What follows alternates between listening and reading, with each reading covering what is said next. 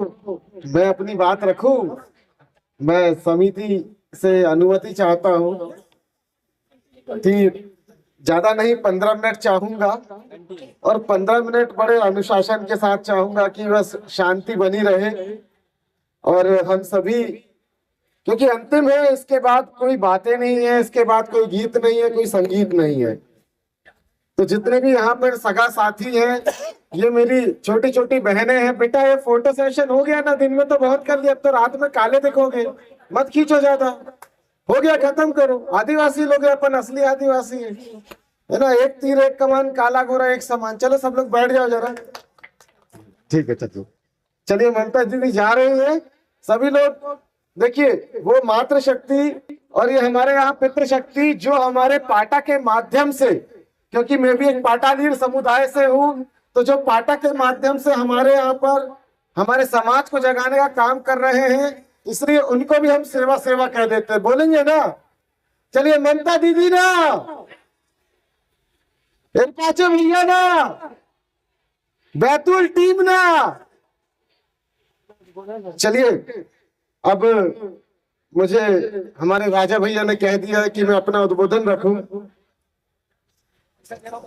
क्योंकि अब इस कठिन विषय के लिए आखिरी का पीरियड मुझे दिया गया है। अपेक्षित तो नहीं था, परंतु एक और आयोजन था। उस आयोजन के उपरांत हमारे भांजे हैं यहाँ राजा उइके भैया, उन्होंने कहा कि आपका आना बहुत जरूरी है।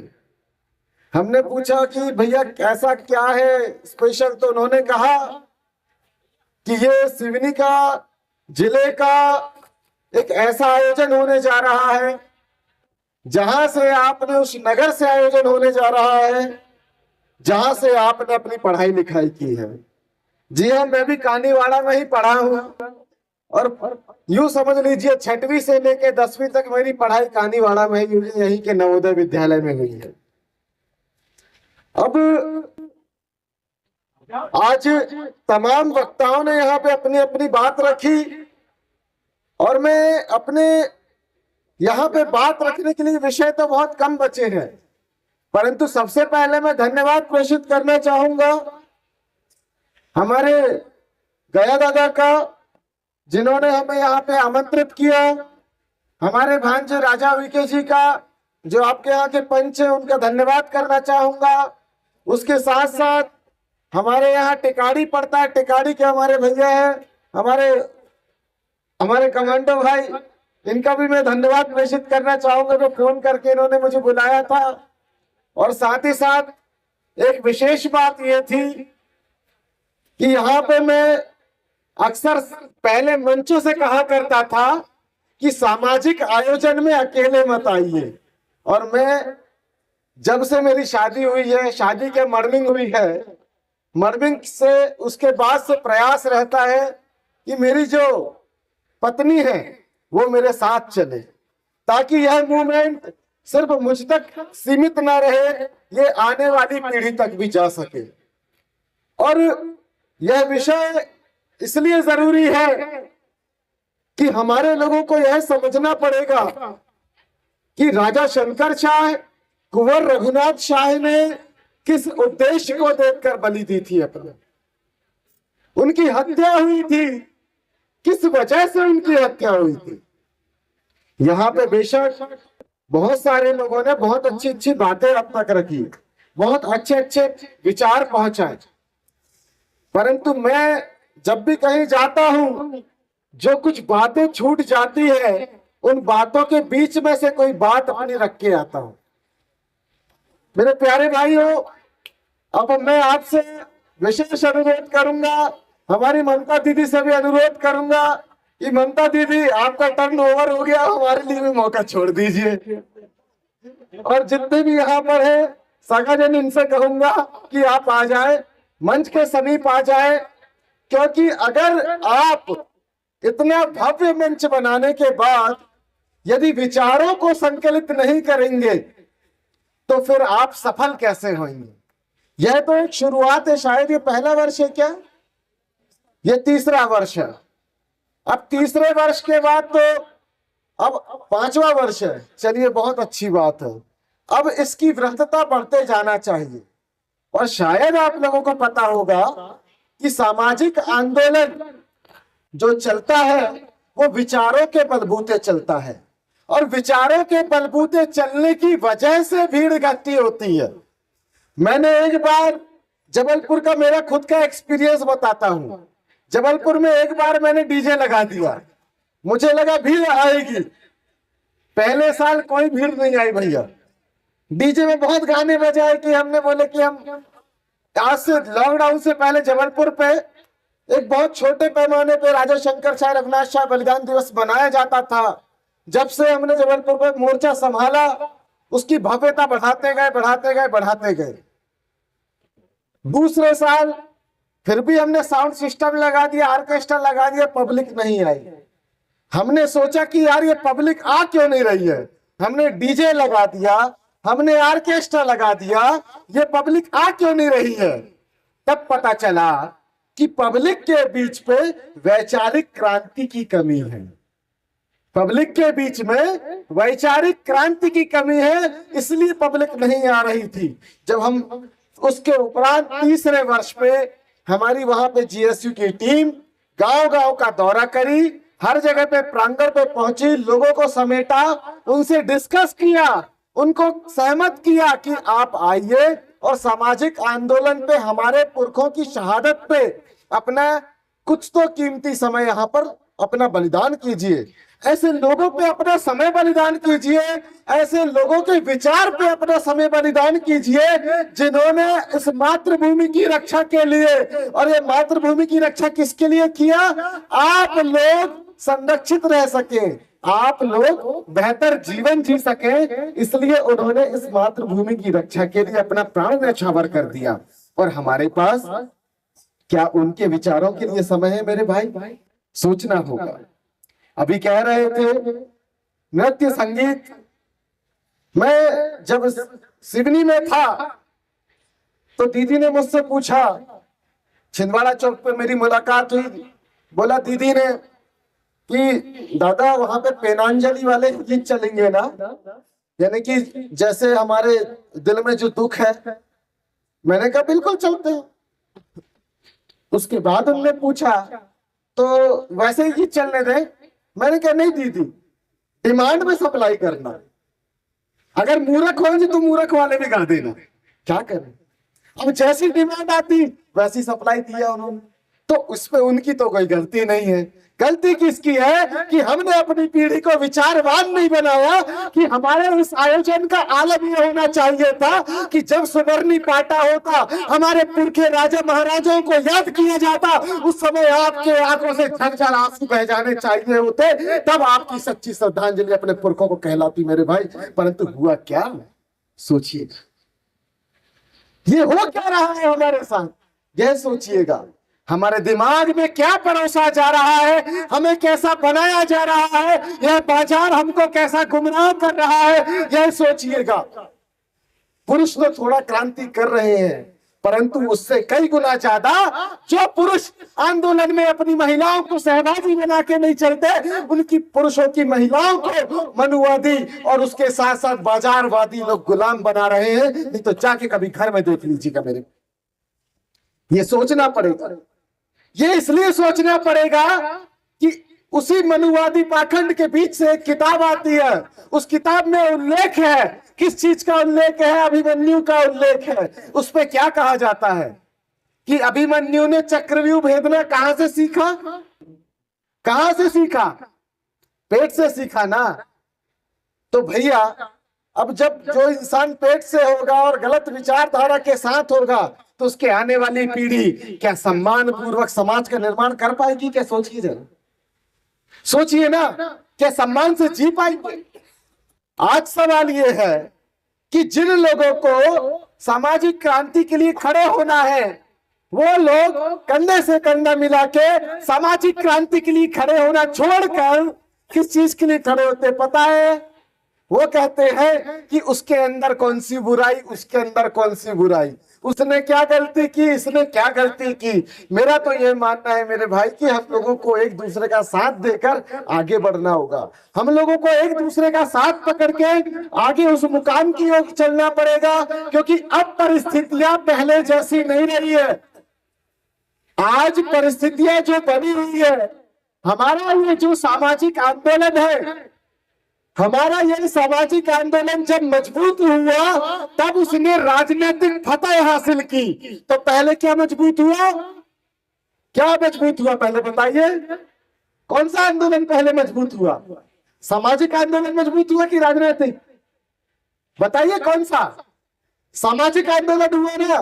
तो सबसे पहले हमको क्या करना चाहिए था कि सामाजिक आंदोलन की मजबूती को कमजोर नहीं होने देना चाहिए था, और उसी के साथ साथ सामाजिक आंदोलन से पोषित राजनीतिक आंदोलन को खड़ा करना चाहिए था। परंतु सोचना होगा कि हमारे सामाजिक आंदोलन को कमजोर कौन लोग कर रहे हैं? हमारे सामाजिक आंदोलन को कमजोर वही लोग कर रहे हैं जिनका दूसरी विचारधारा का सामाजिक आंदोलन आदिवासियों को गुलाम बनाने, आदिवासियों के ऊपर अत्याचार करने, सीधी में आदिवासियों के ऊपर पेशाब करने, तो कहीं नेमावर में आदिवासियों के साथ बलात्कार करके उनको 10 फीट नीचे जमीन में गाड़ने, तो कहीं आदिवासियों का शोषण करने का प्रमाण प्रस्तुत करता है। ये कौन लोग हैं? ये किस विचारधारा से पोषित हैं जिनके भीतर आदिवासियों के प्रति सम्मान नहीं?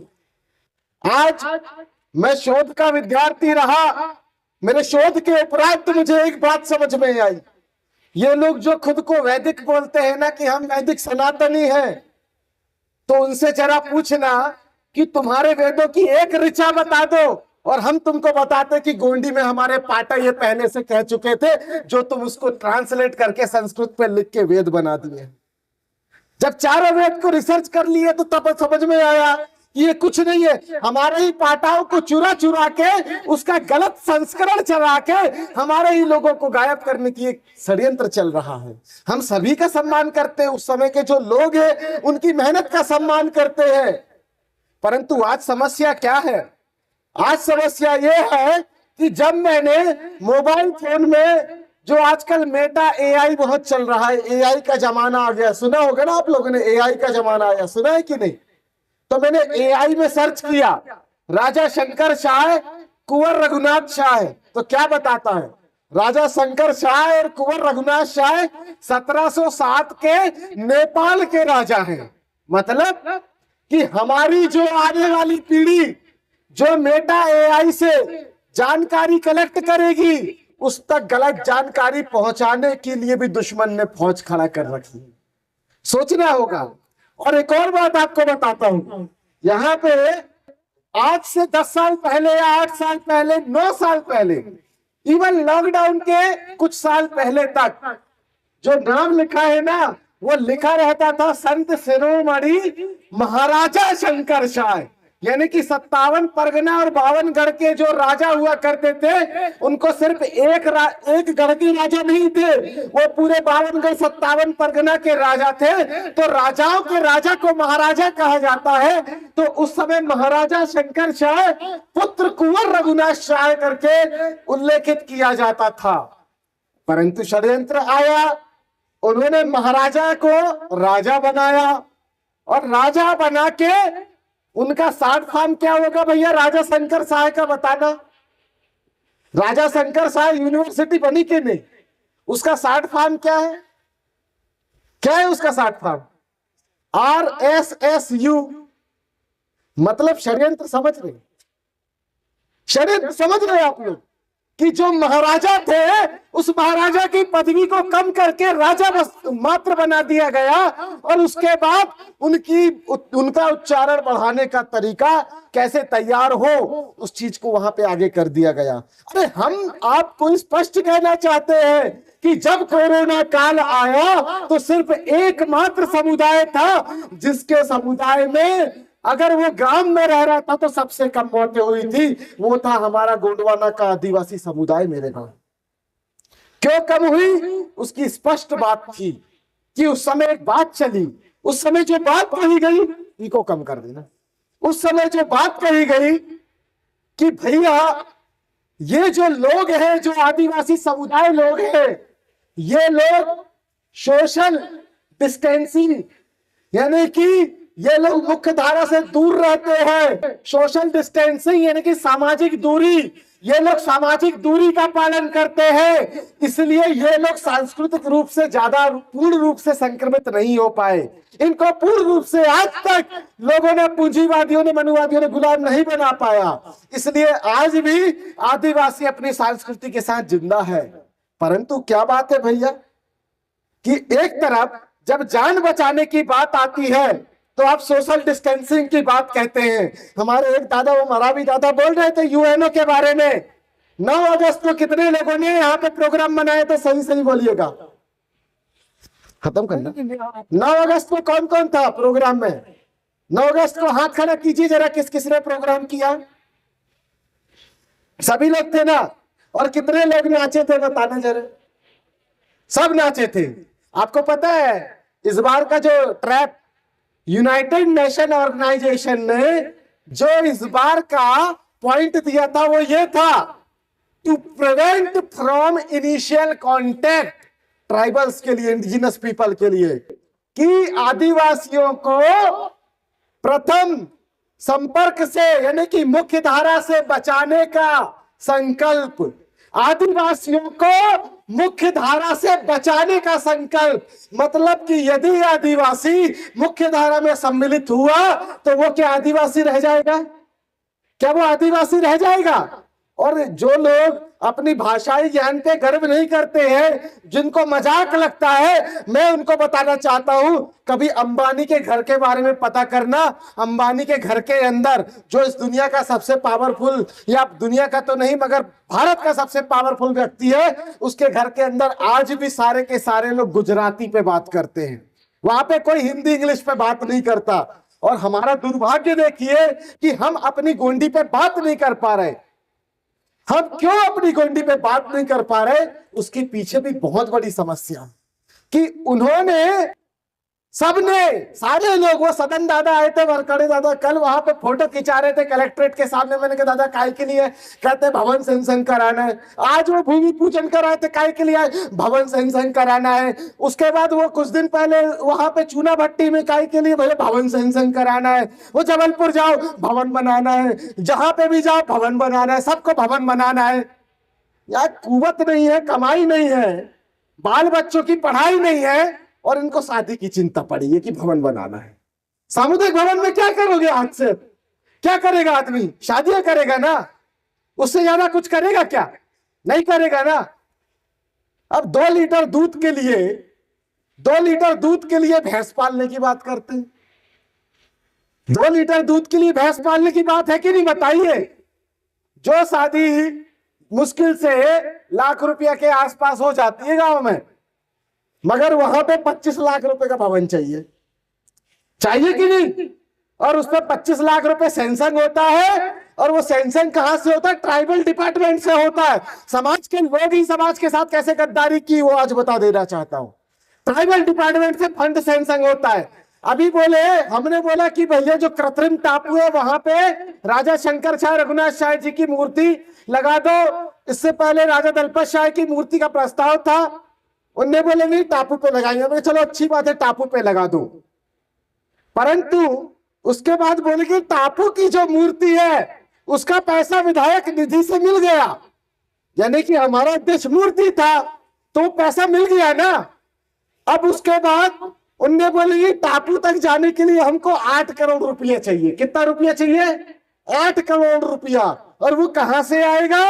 वो पैसा आया ट्राइबल डिपार्टमेंट से। उसके बाद हम सब लोग जश्न मना रहे थे, अरे 8 करोड़ रुपया मिला है, 8 करोड़ रुपया मिला, 8 करोड़ रुपया मिला। उसके बाद सारे के सारे बच्चे आए, बोले दादा स्कॉलरशिप नहीं आ रही, स्कॉलरशिप नहीं आ रही। हम सब लोग ट्राइबल डिपार्टमेंट गए, उधर पर मैडम ने पूरा वहां पे कंप्यूटर खोल के दिखाया कि दादा क्या कर ले बताओ। ये 8 करोड़ रुपया लेके चले गए, हम बच्चों को कहां से पाल ले? -2 करोड़ रुपया -2 करोड़ रुपया ट्राइबल डिपार्टमेंट में जो पैसा बच्चों की शिक्षा के लिए खर्च होना चाहिए था वो पैसा गायब। अब उसमें आदिवासी समाज को क्या फायदा मिला बताइए जरा, क्या कुछ फायदा मिला? क्या आदिवासी ठेकेदार को काम मिला? क्या आदिवासी को वहां पे नौकरयान मिला? क्या आदिवासी को कुछ भी फायदा हुआ? कोई फायदा नहीं। क्या हुआ? वो 8 करोड़ रुपया पूरा का पूरा 2 करोड़ रुपये का वहां पे पुल बन गया और उसके बाद 6 करोड़ रुपया जेब के अंदर पूरा चुनाव में जितना खर्चा किया था पूरा निकल गया।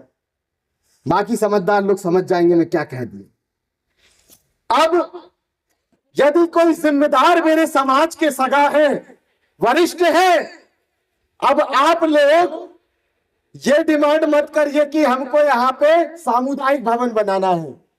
अब डिमांड ज्यादा ये ना, समस्या यहां से कितने किलोमीटर पड़ता है राजा भैया सिवनी? आप तो रोज जाते हैं, 1 दिन की आड़ में, 2 दिन की आड़ में, और यहाँ के प्राय सभी लोग जाते हैं।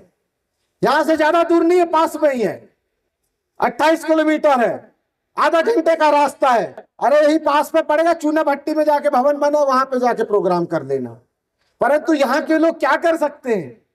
क्या आदिवासियों का जैसे वो नवोदय बना हुआ है जहां से बचपन से बच्चे का दिमाग डेवलप किया जाता है, क्या ऐसा शिक्षा का मंदिर बनाया जा सकता है? क्या सोचना होगा।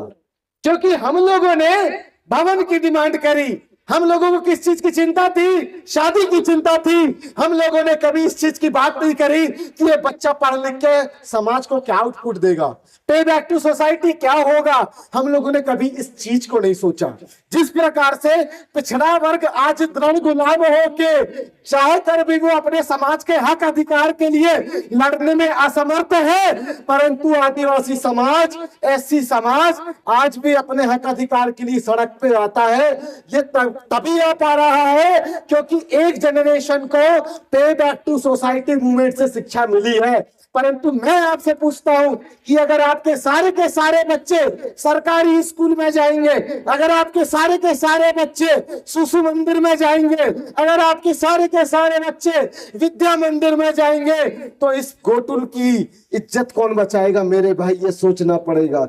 आज से प्रण लेके जाइए कि ये जमीन, ये कुर्बानी, ये शहादत हमारे पुरखों ने और दादा हीरा सिंह मरकाम और दादा कंडाली ने जो हमको ये जमीन तैयार करके दी है, आज से तय करिए कि इस क्षेत्र से जनपद अध्यक्ष के पास आप जाएंगे कि आदिवासी वित्त विकास निगम से अब एक भी भवन नहीं बल्कि स्कूल बनाने की कार्यवाही करो। हम सब मिलके वहां पे 10 रुपया और 1 मुट्ठी चावल से हम वहां पे मूवमेंट चला के फिर से वहां पर शिक्षा का नया केंद्र स्थापित करेंगे। और इसी के साथ मैं धन्यवाद करता हूं कि राजा शंकर शाह, रघुनाथ शाह की आत्माएं अगर मुझे देख रही हो, मेरे बुजुर्गों की आत्माएं अगर मुझे देख रही हो, तो मैं पुरखों को, पुरखाल शक्ति को सेवा जोहार यहाँ से अर्पित करता हूं कि आपने मुझे यहाँ पे बोलने के लिए भेजा। और मैं धन्यवाद प्रेषित करता हूं हमारे गया कुमरे दादा का और उसके साथ साथ कानीवाड़ा की पूरी आयोजन समिति का और उसके साथ साथ हमारे यहाँ पे राजा भैया का, पंच साहब का। वो 2 दिन में रोज हमसे मिलते हैं, हमारे पास 10 मिनट होता है और 10 मिनट पे हम इन शॉर्ट सिर्फ सामाजिक चर्चा करते हैं और कुछ नहीं यहाँ वहां की बातें करते हैं। हमारा यानी कि 15 दिन सामाजिक चर्चा का चलता है कि इस समाज की आने वाली पीढ़ी क्या समाज में सम्मान से जी पाएगी या नहीं, ये सोचने का विषय है। और इसी के साथ हमने फिर से गोंडवाना स्टूडेंट यूनियन को सिवनी में खड़ा करना चालू कर दिया है।